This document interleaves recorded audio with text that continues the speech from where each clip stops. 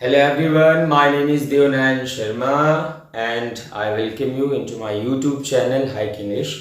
So आज हम पढ़ने जा रहे हैं प्रेजेंट परफेक्ट टेंस, राइट? कौन सा टेंस पढ़ने जा रहे हैं? Present perfect tense. ये मेरा तीसरा वीडियो है। मैंने प्रेजेंट इंडेफिनिट और प्रेजेंट कॉन्टिन्यूअस पर वीडियोस बनाई है, आप उन्हें देख सकते हैं और बहुत ही बेसिक चीज़ें सीख रहे हैं। अभी मैंने बताया था अपनी वीडियोस में कि पहले हम बेसिक ट्रांसलेशन जैसे हिंदी टू इंग्लिश वो सीखेंगे और इसके बाद में एक सीरीज़ बताऊंगा जहां पर हम टेंसेस के यूजेस सीखेंगे। तो वो थोड़ा सा एडवांस होता है, इसलिए मैं उस सीरीज़ को सेपरेट ही शूट करूंगा, राइट? तो just coming to plain term of talk, अब हम यहाँ पर आ जाते हैं present perfect tense, right? Present perfect tense की आइडेंटिफिकेशन क्या होती है दोस्तों? इसकी पहचान, आइडेंटिफिकेशन का मतलब क्या है? सेंटेंस टेंस की पहचान क्या होती है? अगर कोई हिंदी वाक्य लिखा हुआ है, हिंदी से कोई सेंटेंस लिखा हुआ है, तो हम उसे कैसे पहचानेंगे कि ये कौन सा टेंस है? उसके लिए इसकी आइडेंटिफिकेशन होती है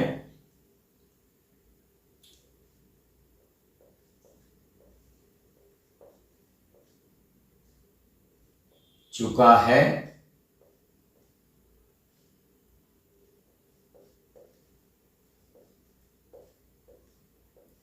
चुकी है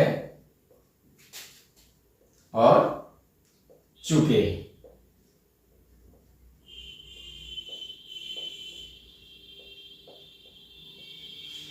इसके बावजूद एक और पहचान होती है, चुका है, चुकी है और चुके हैं। इसके अलावा भी जैसे अगर इस सेंटेंस में ये भी आ सकता है, जैसे आ प्लस हा मात्राएं हो सकती हैं और हा लास्ट में होगा, ठीक है? या ई प्लस हा वर्ड आपको मिलेगा, आ है, ई है या फिर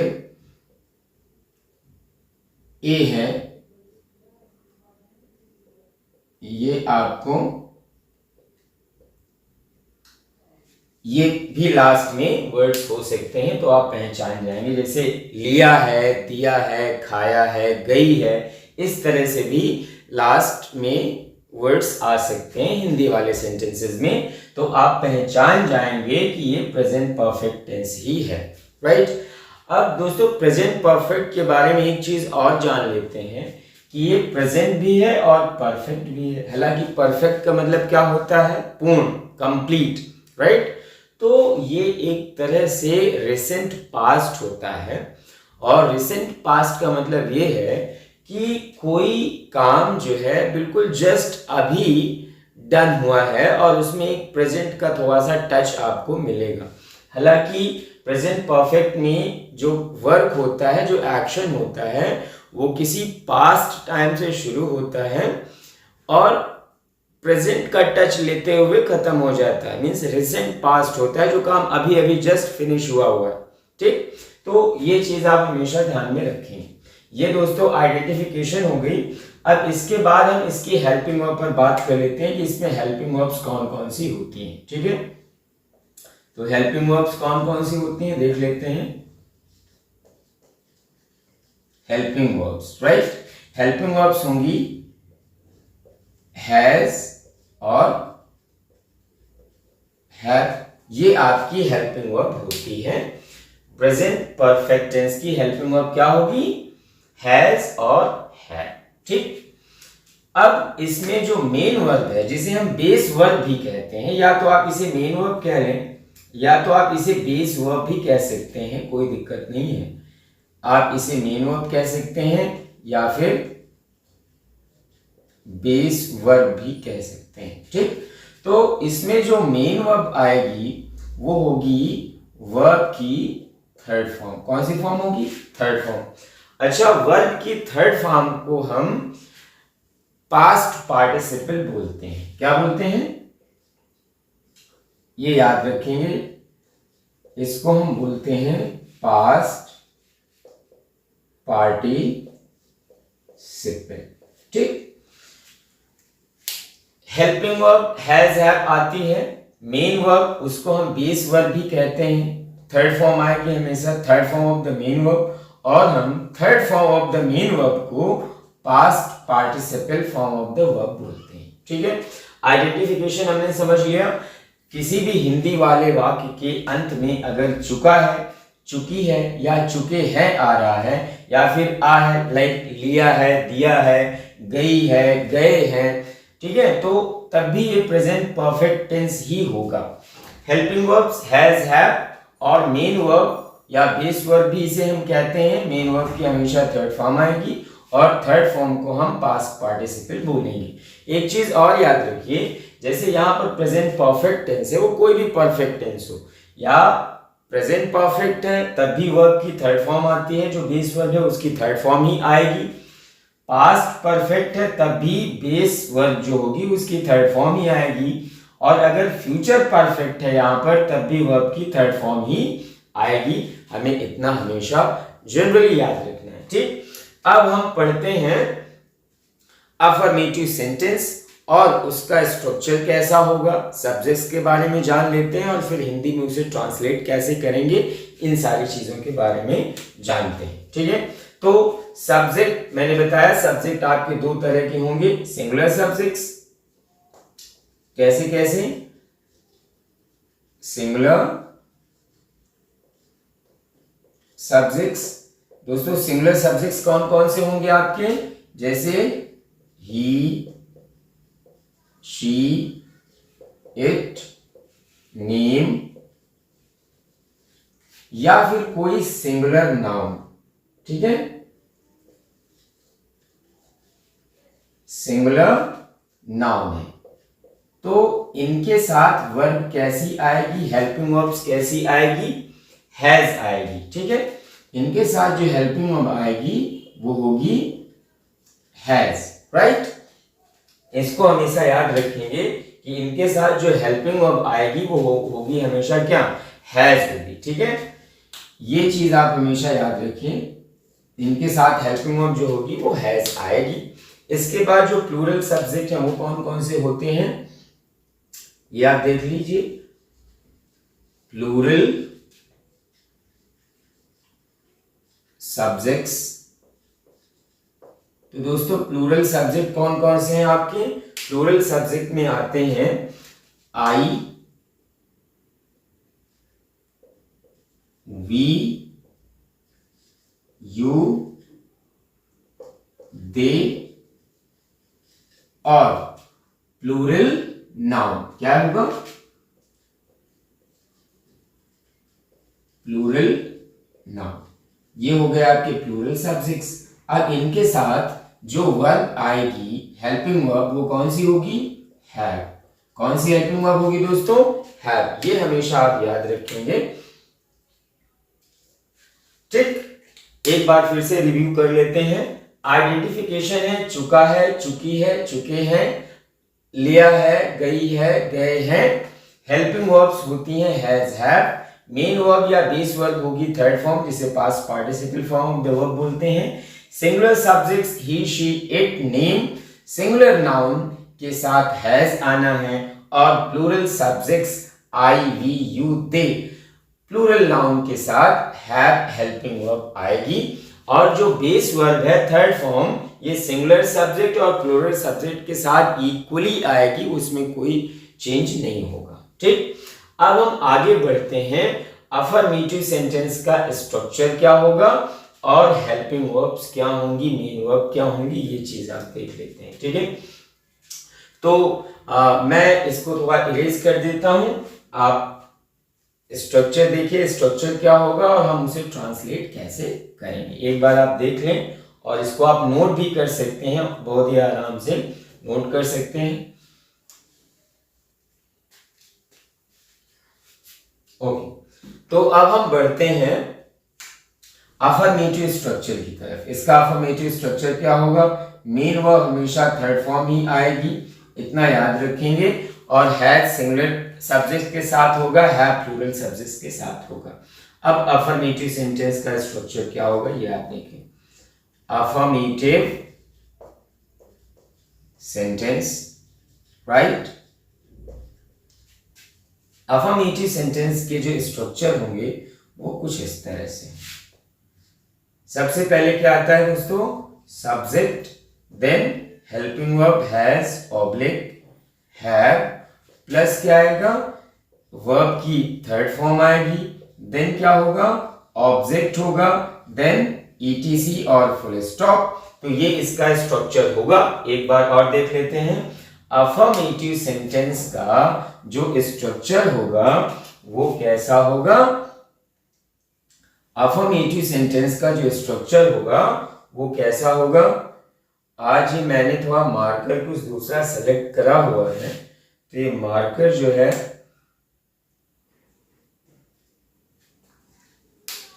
सब्जेक्ट हैज हैव, वर्ब की थर्ड फॉर्म होगी, ऑब्जेक्ट और ईटीसी। ठीक है। अब हमें ये पता है कि हैज किसके साथ आएगा, सिंगुलर सब्जेक्ट के साथ आएगा, हैव किसके साथ आएगा, प्लूरल सब्जेक्ट के साथ आएगा। अब जैसे हम एक एग्जांपल लेते हैं, इसमें एग्जांपल क्या होगा, जैसे एग्जांपल है वे लड़के स्नान कर चुके हैं। एग्जाम्पल है आपका, वे लड़के स्नान कर चुके हैं। अब इसको हमें ट्रांसलेट करना है इंग्लिश में, तो हमारे पास अफर्मेटिव का स्ट्रक्चर लिखा हुआ है। ठीक है। अब सेंटेंस है वे लड़के स्नान कर चुके हैं, तो हम सेंटेंस को, इस हिंदी वाले वाक्य को कैसे पहचानेंगे। सबसे पहले वाक्य के अंत में जाते हैं, तो हमें वाक्य के अंत में क्या मिला, हा।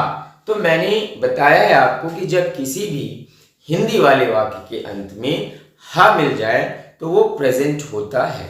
ठीक है। परफेक्ट की पहचान क्या होती है, किसी भी वाक्य के अंत में चुका, चुकी, चुके या मात्राएं जैसे लिया, दिया, गई, गए ये आए तो ये परफेक्ट को इंडिकेट करता है। वाक्य के अंत में आएगा तो वो प्रेजेंट होगा। चुका, चुकी, चुके या आ, ई, ए आएगा तो भी वो परफेक्ट ही होगा, हा से प्रेजेंट होता है। तो अब हमने टेंस को आइडेंटिफाई कर लिया है। हमारा टेंस कौन सा हुआ, ये टेंस हुआ हमारा present perfect. Right. Present perfect हमने पहचान लिया कि ये टेंस है हमारा प्रेजेंट परफेक्ट। और अब हमें क्या पहचानना है कि ये सेंटेंस कैसा है, तो देख लीजिए, सिंपल है, इसमें कोई नेगेटिव वर्ड नहीं लिखा और ना ही कोई इंटरोगेटिव वर्ड है, इसलिए ये सिंपल आपका अफर्मेटिव सेंटेंस है। और अफर्मेटिव सेंटेंस को हिंदी में आप क्या बोलते हो, सकारात्मक वाक्य। ठीक है। अब हम इसे ट्रांसलेट कैसे करेंगे, तो यहां पर सब्जेक्ट है हमारा दे, वे, तो यहां पर क्या लिख देंगे, दे, और दे के साथ जो हेल्पिंग वर्ब आती है, क्योंकि दे आपका प्लूरल सब्जेक्ट है, इतना याद रखेंगे। दे कैसा सब्जेक्ट होता है, प्लूरल सब्जेक्ट होता है, इसलिए दे के साथ जो हेल्पिंग वर्ब आएगी वो क्या आएगी, हैव आएगी, इतना याद रखिएगा। इसके साथ जो हेल्पिंग वर्ब होगी वो हैव होगी। दे हैव, स्नान करना ये वर्ब है। ठीक है। तो दे हैव टेकन, आप इस तरह से कर सकते हैं, मैं बता रहा हूं आपको, दे हैव टेकन बाथ। ठीक है। यहां पर बाथ को हमने एज ए नाउन यूज किया है और टेकन को वर्ब की तरह यूज कर दिया है। या दे हैव बाथ कर देंगे या दे हैव टेकन बाथ हो जाएगा, दोनों ही कंडीशन में आपका ट्रांसलेशन करेक्ट होगा। एक बार और आप देख लें, वे लड़के स्नान कर चुके हैं, तो प्रेजेंट परफेक्ट हुआ ये टेंस। और इसको हम कैसे इंग्लिश में ट्रांसलेट करेंगे, दे हैव बाथ्ड और दे हैव टेकन बाथ, ये आपका ट्रांसलेशन कंप्लीट हो चुका है। एक एग्जाम्पल और हम ले लेते हैं, उसने अपना काम समाप्त कर लिया है। ठीक है। क्या है, उसने अपना काम समाप्त कर लिया है, तो इसको लिख लेते हैं, उसने अपना काम समाप्त कर लिया है। उसने अपना काम समाप्त कर लिया है। अब फिर उसे ट्रांसलेट करेंगे। यहां से हमें हा मिला तो क्या हो गया, प्रेजेंट। और लिया, देखिए इसमें आ प्लस हा वर्ड आपको मिल रहा है ना, लिया में या में आ की मात्रा आपको मिल रही है, आ और प्लस हा मिला हमें, तो टेंस हो गया परफेक्ट। ठीक है, अब सेंटेंस कैसा है, किसी भी तरह का कोई नेगेटिव वर्ड नहीं है और ना ही कोई इंटरोगेटिव वर्ड है, इसलिए हम प्रेटी श्योर हो जाते हैं कि ये जो हिंदी वाला वाक्य है ये सकारात्मक है, अफर्मेटिव है। अब हम इसे कैसे ट्रांसलेट करेंगे इंग्लिश में, तो वही सिंपल ट्रिक है। सबसे पहले सब्जेक्ट लाएंगे उसने, तो उसने में या ही हो सकता है या शी हो सकता है, क्योंकि उसने एक ऐसा ये वर्ड ऐसा होता है कि ये जेंडर इसे स्पेसिफाई नहीं कर पाता है। तो यहाँ पर आप चाहे ही ले लें या शी ले लें, दोनों एक ही कंडीशन में आ जाएंगे। तो ही हो गया, और ही क्योंकि सिंगुलर सब्जेक्ट होता है तो इसके साथ सिंगुलर हेल्पिंग वर्ब आएगी, क्या हो जाएगा, ही हैज। ठीक है, ही हैज, और इसके बाद अब क्या होगा, समाप्त करना। ठीक है, ही हैज और फिर समाप्त करना वर्ब है। ठीक है, तो फिनिश्ड या कंप्लीटेड आप लिख सकते हो, ही हैज कंप्लीटेड। और अब क्या बचा, अपना काम जो ऑब्जेक्ट है। ठीक है, तो ही के साथ अपना अपनी अपने के लिए क्या लगाते हैं, पोसेसिव में हिज लगाते हैं, तो यहां पर लिख लेंगे हिज, और काम की क्या हो गई, वर्ब। राइट, तो ट्रांसलेशन आपका हो गया, he has completed his work. Right, क्या हो गया, he has completed his work. एक बार आप इसे और देख लें, क्या हुआ translation, he has completed his work. Right, तो ये हो गया इसका दोस्तों ट्रांसलेशन। आई होप ये क्लियर हो गया होगा। अब हम इसके आगे पढ़ते हैं नेगेटिव स्ट्रक्चर और उसको कैसे ट्रांसलेट करेंगे, इस पर देखते हैं कि उसमें चेंज क्या होगा और उसका ट्रांसलेशन क्या होगा। ठीक है, तो बहुत ही थोड़ा सा पेशेंस के साथ देखें, डिटेल में थोड़ा वीडियो आपको लेंदी हो सकती है, बट आई होप आपको ये जो बेसिक है और जो ट्रांसलेशन की प्रॉब्लम होती है अक्सर करके, ये क्लियर हो जाएगी। राइट, तो हम इसको इरेज करके अब हम देखते हैं नेगेटिव सेंटेंस कैसा होगा आपका नेगेटिव सेंटेंस। ठीक है, राइट, तो अब हम देखते हैं कि नेगेटिव में स्ट्रक्चर क्या होगा और उसका ट्रांसलेशन कैसे होगा, इस चीज के बारे में देख लेते हैं। ठीक है, यहां पर हमने लिखा नेगेटिव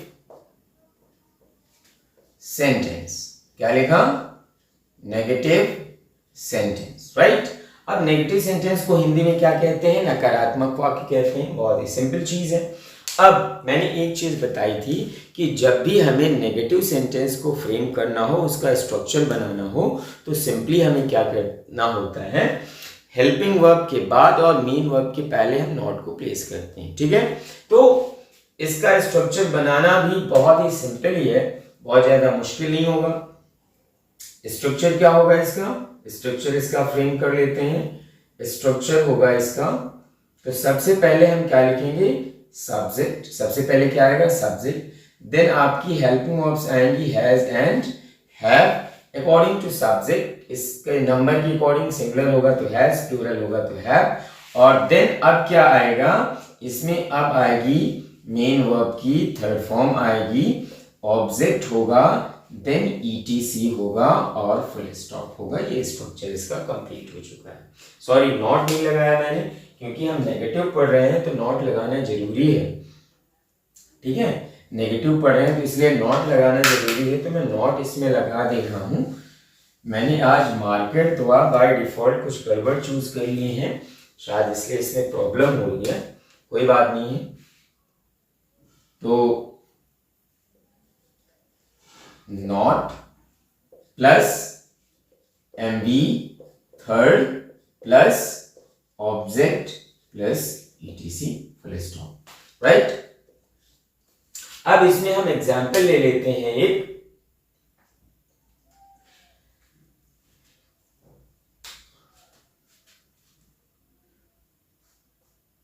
वह कानपुर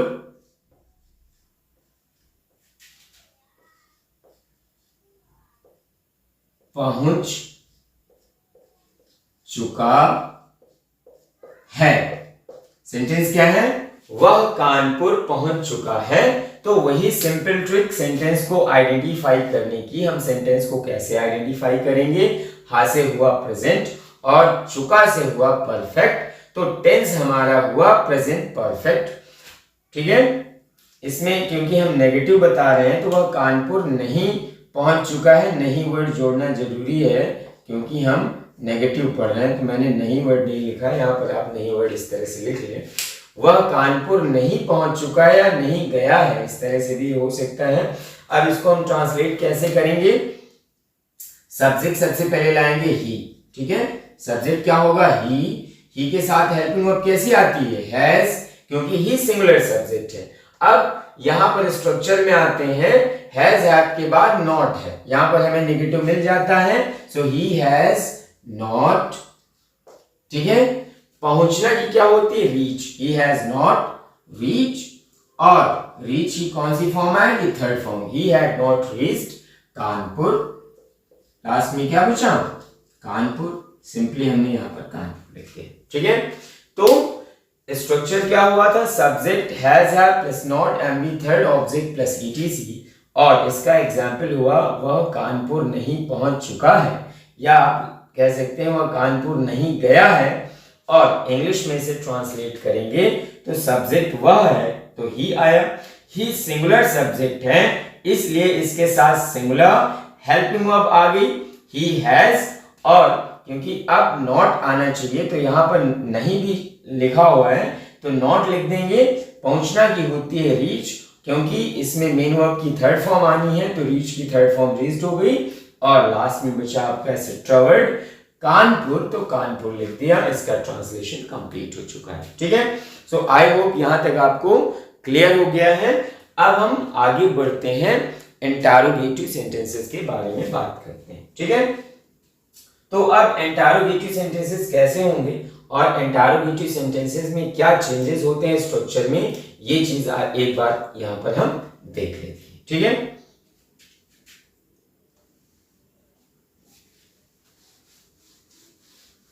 राइट। तो चलिए अब इंटरोगेटिव सेंटेंसेस में आगे बढ़ते हैं। इंटरोगेटिव में आपने सीखा होगा फर्स्ट और सेकंड जो मेरी वीडियोस हैं मैंने उसमें इंटरोगेटिव के बारे में बताया था। फिर आपको बता रहा हूं कि इंटरोगेटिव सेंटेंस में टू टाइप होते हैं। एक होगा इंटरोगेटिव यस और नो टाइप और उसी में होता है इंटरोगेटिव WH टाइप। तो जो यस और नो टाइप होता है वो सेंटेंसेस कैसे होते हैं? यस और नो टाइप जिन्हें हम इंटरोगेटिव यस और नो टाइप मानते हैं, ऐसे सेंटेंस हिंदी में हमेशा प्रश्नवाचक शब्द से ही शुरू होते हैं। लेकिन जब हम इन्हें ट्रांसलेट करते हैं इंग्लिश में तो फिर इंटरोगेटिव यस और नो टाइप हमेशा हेल्पिंग वर्ब से शुरू होंगे, मींस हैज हैव से शुरू होंगे। ठीक। और जो इंटरोगेटिव WH टाइप सेंटेंसेस होते हैं हिंदी में क्या होता है उनमें कि हिंदी में प्रश्नवाचक शब्द हमेशा वाक्य के बीच में कहीं पर दिया होता है। लेकिन जब हम इसे इंग्लिश में ट्रांसलेट करते हैं तो हमेशा हम प्रश्नवाचक शब्द को सेंटेंस के स्टार्टिंग में ही लिखते हैं और बाकी का जो स्ट्रक्चर होगा आपका वो एज यस और नो टाइप का ही होता है, उसमें कोई चेंज नहीं होता है। ठीक है। तो यहां पर हम लिखते हैं इंटरोगेटिव सेंटेंस यस और नो टाइप। ठीक है।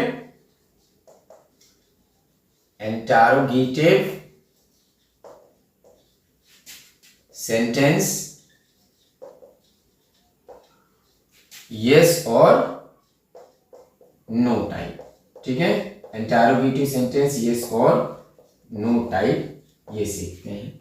अब इसका स्ट्रक्चर क्या होगा ये चीज भी आप देख लीजिए। इस सेंटेंस का स्ट्रक्चर क्या होगा? राइट। तो स्ट्रक्चर के बारे में बात कर लेते हैं। इस सेंटेंस का स्ट्रक्चर क्या होगा? सबसे पहले हम हेल्पिंग वर्ब्स लाएंगे, ठीक है, हैज और हैव। क्या लाएंगे? हैज और हैव लाएंगे, वो भी अकॉर्डिंग टू सब्जेक्ट आएगी। सब्जेक्ट अगर आपका सिंगुलर है तो हैज आएगी, अदरवाइज प्लूरल है तो हैव आएगी। हैज हैव के बाद अब क्या लिखना है हमें यहाँ पर सब्जेक्ट लिखना है। सब्जेक्ट के बाद अब क्या आएगा? सब्जेक्ट के बाद लिखेंगे हम नॉट।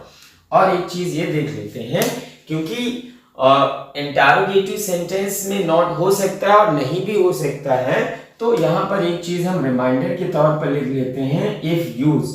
मतलब अगर हिंदी वाले वाक्य में नहीं शब्द आपको मिलता है तब तो यहाँ पर आप नॉट लिखोगे, अदरवाइज आपको नॉट लिखने की कोई जरूरत नहीं है। देन नॉट के बाद क्या होगा? मेन वर्ब, एमबी से मेन वर्ब है, ठीक है। इसके बाद क्या होगा? प्लस ऑब्जेक्ट होगा एंड देन ईटीसी होगा। क्या होगा? ईटीसी होगा, ठीक है। और क्वेश्चन मार्क, ये क्लोज हो गया, ठीक। Has have subject not if use MB third object plus etc, ये इसका स्ट्रक्चर हुआ। अब हम इसमें कुछ एग्जाम्पल देख लेते हैं, एग्जाम्पल कैसे होते हैं इसमें। तो एग्जाम्पल यहां पर हम देख लेते हैं कुछ।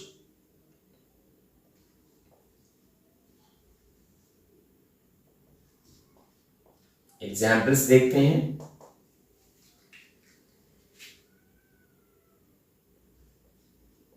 क्या उसने सुबह का नाश्ता कर लिया है? वाक्य क्या हुआ? क्या उसने सुबह का नाश्ता कर लिया है? एक बार फिर से हिंदी वाक्य देख लीजिए।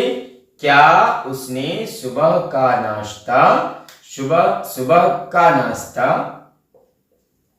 कर लिया है? ठीक है। लास्ट में हमें क्वेश्चन मार्क मिल रहा है, प्रश्नवाचक शब्द मिल रहा है, तो हमें पता चल गया कि ये इंटरोगेटिव है। लेकिन एक चीज हमें और कंफर्म करनी है, क्योंकि इंटरोगेटिव में 2 टाइप होते हैं, या तो यस और नो टाइप होगा या फिर WH टाइप होगा। तो मैंने क्या बताया था कि इंटरोगेटिव यस और नो टाइप कैसे पहचानेंगे, कि मान लो जैसे हिंदी का वाक्य दिया हुआ है तो उसमें हम कैसे पहचानेंगे कि ये इंटरोगेटिव यस और नो टाइप की कैटेगरी में आएगा।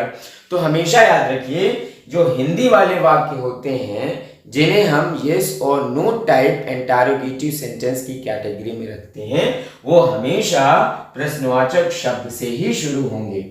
And while translating such sentences into English, हमें क्या करना होता है कि हम कभी भी ऐसे प्रश्नवाचक शब्द की अंग्रेजी हम नहीं लिखेंगे, इनकी इंग्लिश नहीं बनाएंगे, ठीक है। और हम हमेशा उस सेंटेंस को हेल्पिंग वर्ब से शुरू करेंगे। और हेल्पिंग वर्ब कैसे लिखना है, पहले सब्जेक्ट जरूर चेक कर लेंगे, क्योंकि सब्जेक्ट के पहले हमें हेल्पिंग वर्ब लिखना होता है, ठीक है। तो सब्जेक्ट का नंबर जरूर चेक कर लेना है कि सब्जेक्ट जो है वो सिंगुलर नंबर का है या फिर सब्जेक्ट आपका प्लूरल नंबर का है। अगर सब्जेक्ट आपका सिंगुलर नंबर का होगा तो हैज आएगा, प्लूरल नंबर का होगा तो हैव आएगा, ठीक है। अब इसको हम ट्रांसलेट कर लेते हैं। क्या उसने सुबह का नाश्ता कर लिया है, तो हम क्या की अंग्रेजी तो लिखेंगे नहीं, उसने, ये सब्जेक्ट है ही या शी, क्योंकि इसमें भी जेंडर स्पेसिफाइड नहीं है, तो आप शी भी लिख सकते हैं, ही भी लिख सकते हैं। लेकिन उससे पहले हमें हेल्पिंग वर्ब लाना है हैज और है। तो यहां पर क्योंकि उसने जो है वो सिंगुलर है, इसलिए हेल्पिंग वर्ब भी हम सिंगुलर ही लिखेंगे। और हमने यहां पर क्या लिखा, हैज, देन सब्जेक्ट लाएंगे ही। हैज ही टेकन सुबह का नाश्ता, तो क्या हो जाएगा, ब्रेकफास्ट, ठीक है।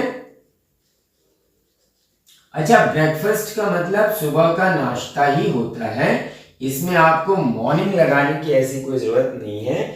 हैज ही टेकन ब्रेकफास्ट, तो इस ब्रेकफास्ट का मतलब सुबह का नाश्ता ही होता है, ठीक है। तो इसमें मॉर्निंग ब्रेकफास्ट ऐसा कोई कंफ्यूजन मत रखिए, ठीक है।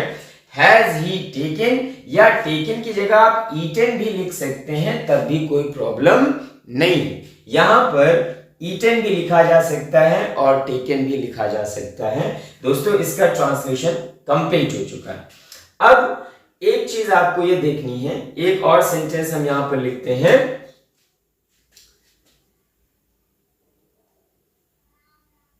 क्या मास्टर साहब ने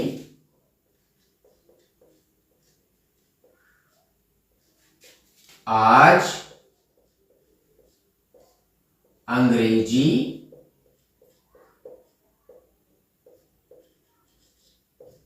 नहीं पढ़ाई है? हिंदी का वाक्य क्या है? क्या मास्टर साहब ने आज अंग्रेजी नहीं पढ़ाई है? तो अब जब आप इस सेंटेंस को आइडेंटिफाई करेंगे तो आप देखेंगे कि यहां पर ई और हा मिला, तो ई और हा से आप पहचान जाएंगे, क्योंकि हा अगर किसी वाक्य के अंत में आता है तो हा किसकी पहचान होती है? प्रेजेंट की। और अगर ई उससे आगे मिल जाती है तो वो परफेक्ट होगा। इस तरह से सेंटेंस आपका प्रेजेंट परफेक्ट हो गया। अब हमें क्या पहचानना है कि प्रेजेंट परफेक्ट टेंस है, सेंटेंस कैसा है? तो सेंटेंस तो हम लास्ट से ही पहचान जाएंगे, क्योंकि यहां पर क्वेश्चन मार्क लगा हुआ है, तो सेंटेंस हम पहचान गए कि ये कोई इंटरोगेटिव सेंटेंस ही है। अब इंटरोगेटिव सेंटेंस में क्योंकि दो टाइप होते हैं, अभी हम यस और नो टाइप पढ़ रहे हैं, एक WH टाइप होता है। तो अगर सेंटेंस हिंदी वाला वाक्य आपका किसी प्रश्नवाचक शब्द से शुरू होता है तो वो होगा इंटरोगेटिव यस और नो टाइप। और जब हम इसको इंग्लिश में ट्रांसलेट करेंगे तो जो इंटरोगेटिव यस और नो टाइप इंग्लिश सेंटेंस होंगे वो हमेशा हेल्पिंग वर्ब से शुरू होंगे और इसके बाद सब्जेक्ट एंड अदर चीजें आएंगी। तो अब इसको हम ट्रांसलेट कर लेते हैं। बहुत ही सिंपल है। मैंने क्या कहा कि हमें इंटरोगेटिव वर्ड की अंग्रेजी नहीं लिखनी होती है, हमें तो सब्जेक्ट के अकॉर्डिंग सबसे पहले वर्ब लिखना है। तो यहां पर मास्टर साहब हैं, तो यहां पर हमने क्या लिखा? Has the teacher.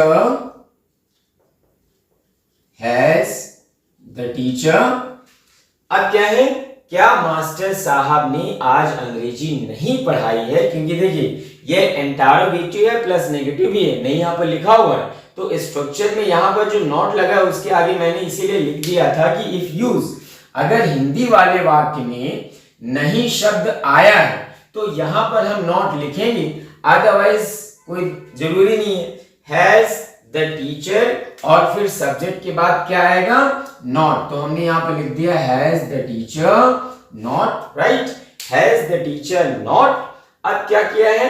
वर्ब क्या है? पढ़ाना। वर्ब क्या है? पढ़ाना।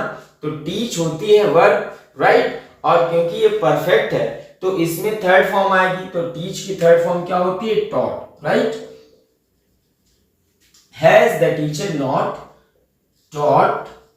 अब क्या नहीं पढ़ा है उसने? अंग्रेजी, है ना? So has the teacher not taught English, right? और लास्ट में बचता है आज, है ना? So has the teacher not taught English today, right? ये आपका ट्रांसलेशन कंप्लीट हो चुका है। एक बार इसका ओवरव्यू ले लें आप। इंटरोगेटिव सेंटेंस यस और नो टाइप, स्ट्रक्चर होगा has, have plus subject plus not if use and B third object ETC। क्या उसने सुबह का नाश्ता कर लिया है?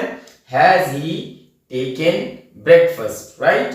अनदर सेंटेंस इज क्या मास्टर साहब ने आज अंग्रेजी नहीं पढ़ाई है? तो ट्रांसलेशन इसका होगा, क्योंकि मास्टर साहब सब्जेक्ट है तो सब्जेक्ट यहां पर सिंगुलर है, इसलिए हमने सिंगुलर हेल्पिंग वर्ब यूज की है हैज द टीचर। और यहां पर हिंदी वाले वाक्य में नहीं लगा हुआ है तो यहां पर नॉट भी लिख देंगे। और अब मेन वर्ब क्या आएगी? यहां पर मेन वर्ब है, इसके बाद मेन वर्ब आती है, मेन वर्ब की थर्ड फॉर्म। तो पढ़ाना मेन वर्ब है, तो टीच फर्स्ट फॉर्म होती है, teach, taught, taught third form क्या होगी? टॉट। अब ऑब्जेक्ट क्या है? इंग्लिश। ऑब्जेक्ट क्या है? इंग्लिश। तो यहां पर हमने लिख दिया इंग्लिश, और अदर वर्ड जो बचा टुडे वो हमने यहां पर लिख दिया। तो इसका ट्रांसलेशन जो है वो डन हो चुका है। ठीक है, अब हम आगे बढ़ते हैं इंटरोगेटिव WH टाइप वाले सेंटेंसेस की तरफ। राइट, तो इसको इरेज कर लेते हैं।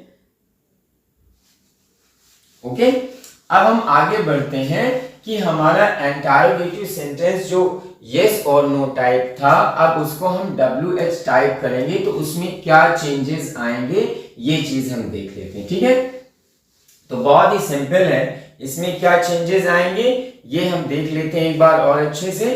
ठीक है,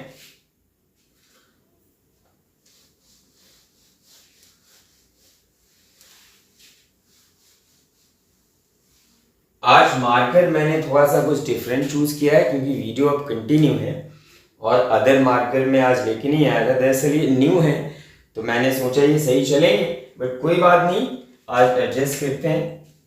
थोड़ा टाइम टेकिंग इसकी वजह से हो रहा है। अब हम पढ़ते हैं WH type. Right, WH type, interrogative sentence WH type, इनका स्ट्रक्चर क्या होगा, स्ट्रक्चर्स देख लेते हैं। यहां पर इंटरोगेटिव सेंटेंस WH टाइप का स्ट्रक्चर क्या होगा। राइट, स्ट्रक्चर इसका क्या होगा, यहां पर हम इसके स्ट्रक्चर के बारे में देख लेते हैं। तो सबसे पहले इंटरोगेटिव WH टाइप में हमें करना क्या है, जो WH टाइप वर्ड है उसको हम पहले ही लिख देते हैं। यहां पर हमने क्या लिख दिया, WH वर्ड, क्या आ जाएगा यहां पर, WH वर्ड, जो भी क्वेश्चन वर्ड होगा वो पहले आएगा, देन अब क्या आएगी, हैज एंड हैव। अब आप देखते जाइए कि जो इंटरोगेटिव यस और नो टाइप का स्ट्रक्चर था सेम वही स्ट्रक्चर यहां पर आएगा। ठीक है, केवल इसमें हमें न्यू क्या करना पड़ा, WH वर्ड को हमें पहले लिखना पड़ा, बस इतना ही चेंज हुआ है। फिर इसके बाद अब क्या आएगा, इसके बाद लिखना है हमें सब्जेक्ट प्लस नॉट। ठीक है, सब्जेक्ट प्लस नॉट, और नॉट मैंने बताया था कि यहां पर नॉट हो सकता है नहीं भी हो सकता है, इसलिए आप इसे केयरफुली प्लेस करें। राइट, नॉट के बाद अब क्या आना है, मेन वर्ब जो है आपकी, MV stand for main verb है ना, मेन वर्ब, इसकी हमेशा थर्ड फॉर्म आएगी परफेक्ट टेंस में, प्रेजेंट परफेक्ट टेंस में मेन वर्ब की हमेशा थर्ड फॉर्म आएगी। और यहां पर अब आएगा ऑब्जेक्ट और प्लस ETC और फुल स्टॉप। राइट, तो ये हो गया इसका स्ट्रक्चर। स्ट्रक्चर एक बार और देख लीजिए, interrogative sentence WH type, structure is WH words plus has have, then subject, ये हैज हैव सब्जेक्ट के नंबर के अकॉर्डिंग आएंगी, सिंगुलर है तो हैज, प्लूरल है तो हैव, प्लस नॉट, अगर हिंदी वाले वाक्य में नहीं दिया हुआ है तो नॉट लगाएंगे, अदरवाइज उसको नहीं लगाना है। फिर मेन वर्ब की थर्ड फॉर्म आएगी, ऑब्जेक्ट होगा, देन एटसेट्रा वर्ड्स होंगे।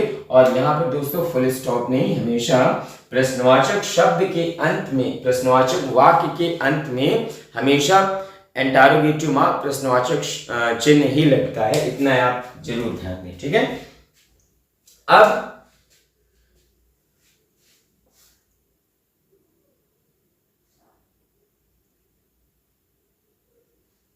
उसने अपने दोस्त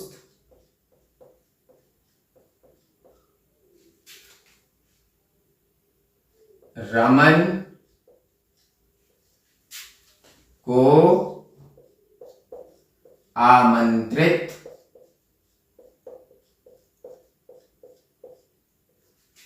क्यों नहीं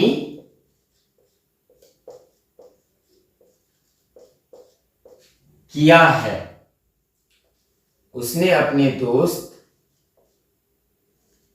रमन को आमंत्रित क्यों नहीं किया है।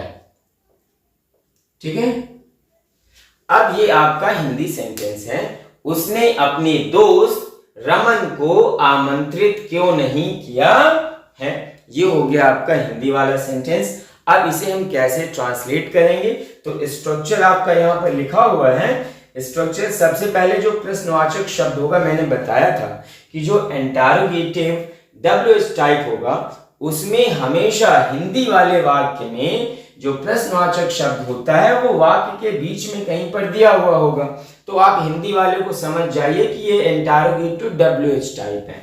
और जब इसको हम इंग्लिश में ट्रांसलेट करेंगे तो हमेशा आपको क्या याद रखना है कि ये जो इंटरोगेटिव वर्ड है ना, इसको हमेशा सबसे पहले रखेंगे और इसके बाद has have then subject not verb then object etc ये आए। ठीक है, तो सबसे पहले हमें, क्योंकि अंग्रेजी पहले ही लिख देनी है, यहां पर हमने क्या लिख दिया why, राइट। और अब why के बाद क्योंकि हमें has और have लगाना है, इससे पहले हमें एक चीज चेक करनी पड़ेगी। क्या? सब्जेक्ट हमें चेक करना है कि सब्जेक्ट का नंबर क्या है, सिंगुलर नंबर का सब्जेक्ट है या फिर वो प्लूरल नंबर का सब्जेक्ट है। ठीक है, तो उसने क्या है, उसने ये सब्जेक्ट है। ठीक है, मैंने बताया था कि उसने जो वर्ड है थोड़ा सा कॉमन होता है ना, इसमें ही और शी का थोड़ा सा डिफरेंस नहीं समझ में आता है। और वाक्य में जैसा ये लिखा हुआ है उसने अपने दोस्त रमन को क्यों नहीं बुलाया है, तो इसमें तो मेल और फीमेल जेंडर स्पेसिफाई नहीं हो रहा है, तो इसलिए आप चाहे ही लिख दें उसने की अंग्रेजी या शी लिख दें, दोनों एक्सेप्टेबल हो जाएगा, राइट। अब आप चाहे ही लिखें या शी लिखें, दोनों सिंगुलर ही होते हैं। तो हमें चूंकि उसके पहले हमें हैज हैव लाना है और सब्जेक्ट यहाँ पर उसने सिंगुलर है, तो हमें हेल्पिंग वर्ब कौन सी लानी पड़ेगी, सिंगुलर लानी पड़ेगी। तो हमने लिख दिया यहाँ पर has, right, why has, right. फिर सब्जेक्ट क्या आ गया, ही, वाई हैज ही। अब क्योंकि ही सब्जेक्ट के बाद क्या आता है, नॉट आता है, तो यहाँ पर हमें नहीं है तो नॉट लिख देंगे, वाई हैज ही नॉट। ठीक है, अब वर्ब क्या है, आमंत्रित करना। वर्ब क्या है, आमंत्रित करना, right. Why has he not. Invite का मतलब होता है बुलाना या आमंत्रित करना। अब क्योंकि ये हम पढ़ रहे हैं प्रेजेंट परफेक्ट, तो थर्ड फॉर्म आएगी, तो थर्ड फॉर्म क्या होगी, इनवाइटेड। ठीक है, why has he not invited अपने दोस्त रमन को, है ना। Why has he not invited his friend Raman. उसका दोस्त कौन है, रमन उसका दोस्त है, तो उसने दोस्त को नहीं बुलाया है। Why has he not invited his friend Raman. तो ये दोस्तों इसका भी ट्रांसलेशन कंप्लीट हो चुका है। एक बार आप रिव्यू ले लें। इंटरोगेटिव सेंटेंस WH टाइप, इसके बाद structure WH word has have plus subject not if use, third form of the main verb object etc। Hindi वाला वाक्य है उसने अपने दोस्त रमन को आमंत्रित क्यों नहीं किया है। अब हम इसे पहचान लेंगे, हा से प्रेजेंट हुआ और किया, क्योंकि ये आ रहा है आ की मात्रा और प्लस हा, इसलिए हमने पहचान लिया कि ये परफेक्ट है। ठीक है, अब इसके बाद हमें कैसे पहचानना था, whether your Hindi sentence is interrogative yes और नो टाइप और WH टाइप। तो हमने इसे पहचान लिया कि यहाँ पर हिंदी वाले वाक्य में जब मिड में बीच में कोई प्रश्नवाचक शब्द दिया होता है तो हम उसे इंटरोगेटिव WH टाइप की ही कैटेगरी में काउंट करते हैं। And while translating Hindi into English हमेशा उस प्रश्नवाचक शब्द की अंग्रेजी पहले लिख देंगे। ठीक, इतना हमें करना होता है। इसके बाद देखते हैं स्ट्रक्चर के अकॉर्डिंग। हैज हैव आनी है, वो तो सब्जेक्ट के अकॉर्डिंग आएगी, तो सब्जेक्ट है आपका ही, तो सिंगुलर आ गई हैज। इसके बाद नहीं भी है तो अब सब्जेक्ट के बाद क्या करना है, नॉट लगा दिया। थर्ड फॉर्म क्या है, आमंत्रित करना, तो इनवाइट, तो इसमें थर्ड फॉर्म आ गई इनवाइटेड। और इसके बाद अपने दोस्त रमन, ये ऑब्जेक्ट है, तो क्योंकि ही है तो ही के साथ जब कभी ही सब्जेक्ट हो और उस वाक्य में अपना अपनी अपने आ जाए तो ही के लिए हमेशा हिज लगाते हैं। मान लो सब्जेक्ट शी होता और अपना अपनी अपने आता तो उसमें हम हर लगाते। आई होता सब्जेक्ट तो अपना अपनी अपने के लिए माई लगा देते। यू होता तो योर लगाते। वी होता तो अवर लगाते। और इट होता तो इट्स लगाते। दे होता तो दियर लगा देते। इस तरह से सब्जेक्ट के अकॉर्डिंग पॉसेसिव चेंज हो जाते हैं, राइट। सो ये था दोस्तों प्रेजेंट परफेक्ट। आई होप एक बार आप देख भी लें और आराम से आप इसे नोट भी कर सकते हैं।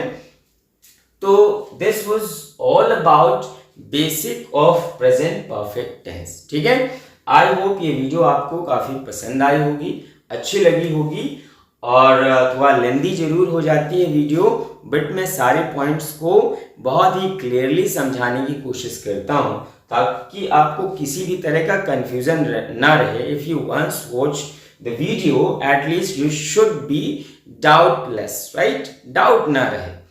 तो ये मेरा पर्पस रहता है, ठीक है दोस्तों। सो नया चैनल है अभी, तो आप इसे लाइक शेयर करें और सब्सक्राइब करें। मेरे चैनल का नाम है हाइक इंग्लिश, राइट, और बेल आइकन को जरूर प्रेस करें ताकि आपको लेटेस्ट नोटिफिकेशंस मिलते रहें और हमेशा जुड़े रहें मेरे चैनल से और मुझे मोटिवेट भी करते रहें ताकि मैं आपके लिए ऐसी यूज़फुल वीडियोस लाता रहूं फ्रिक्वेंटली। और मैं पूरी कोशिश कर रहा हूं कि मैं पूरी फुल पोटेंशियल से इस पर काम करूं और मैं आपको बहुत अच्छा कंटेंट प्रोवाइड करूं। इसके लिए आपके नाइस कमेंट्स मुझे चाहिए। आप सजेशन भी दे सकते हैं अगर आपको कुछ चीज़ लगती है कि समथिंग शुड बी इम्प्रूव्ड, तो मैं उस चीज़ को ज़रूर इम्प्रूव करूँगा। So thank you everyone, thank you very much. अगली वीडियो में मिलते हैं, धन्यवाद।